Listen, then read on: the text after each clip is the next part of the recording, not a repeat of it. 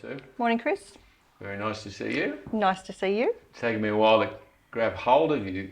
We wanted to do an end of financial year chat, but you've been really busy, haven't you? We've been running, yep. Yeah. What I'm most interested in is talking a little bit. There's been a lot of discussion in our part of the world about who's moving here. So I thought we'd talk about that. Tell us about the people who are buying property off you at the moment, the buyers. Heaps of families from primarily Sydney and Melbourne. We've got families from Melbourne who've come up here for school holidays and just simply haven't gone home. So they've got kids, and I asked them, well, where's all your stuff? What do you do? And one of them said to me the other day, well, we sent home for the kids' school bags because we're still doing Zoom classes in Melbourne. Yeah. And that's it. They buy up here whatever they need, which is great for the local shops and economy, but they just didn't go home.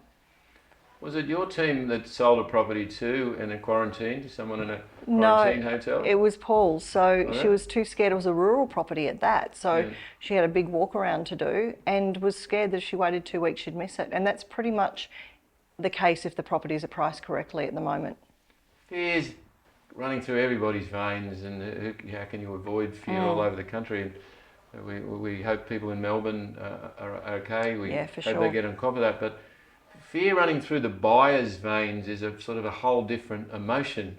What are they? What's making them make the decision to buy like that when they're just here on holidays? What's driving them? The rental market is very undersupplied at the moment. So primarily they're in Airbnbs, trying to find a long-term permanent rental. There's not many around, which is very unusual for winter.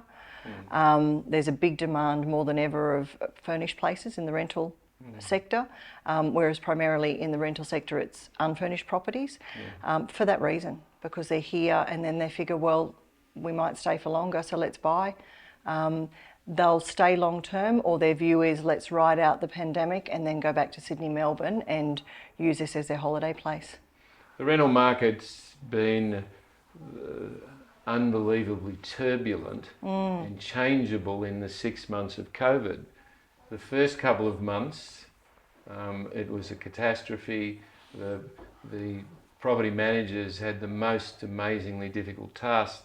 Tenants lost their jobs. The Airbnb properties couldn't rent, so they flooded into our rental pool. And there was at one stage in the general area about 300 properties for rent. Yeah.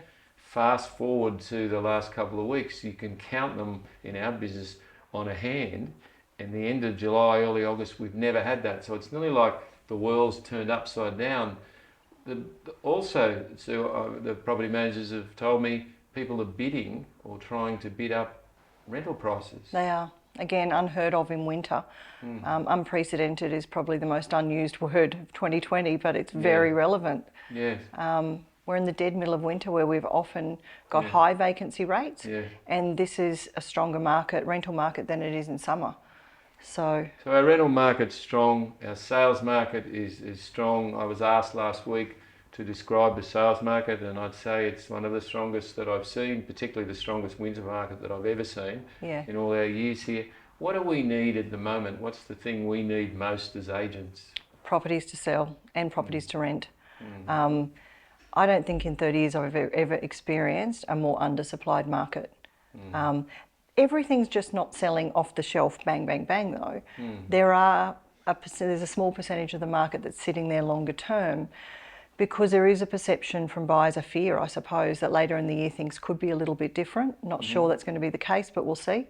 So if they are slightly overpriced, then there's very low activity, because buyers' thought is we'll just wait till later on.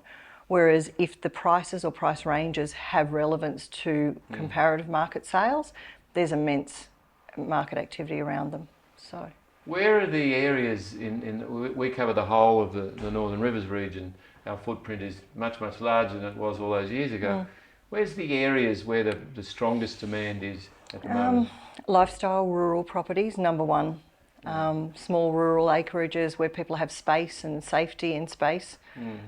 Space is the biggest commodity at the moment, I think. So, what about some of the more affordable areas? What about the northern part of the Shire, for example? That seems to be going really well at the moment. Really well. Still undersupplied though, like everywhere else. There's not an area I would say slow or missing out on this trajectory at the moment. One final thing, spring, it's normally our biggest selling period of the year. What do you think spring, the market for sales is going to look like in this part of the world? I think that'll be dependent on if we can find some stock. If we really, really need properties to sell at the moment, and if we get them, we will sell them and probably sell them for next level prices. Thanks for spending time with us. Thanks, Chris.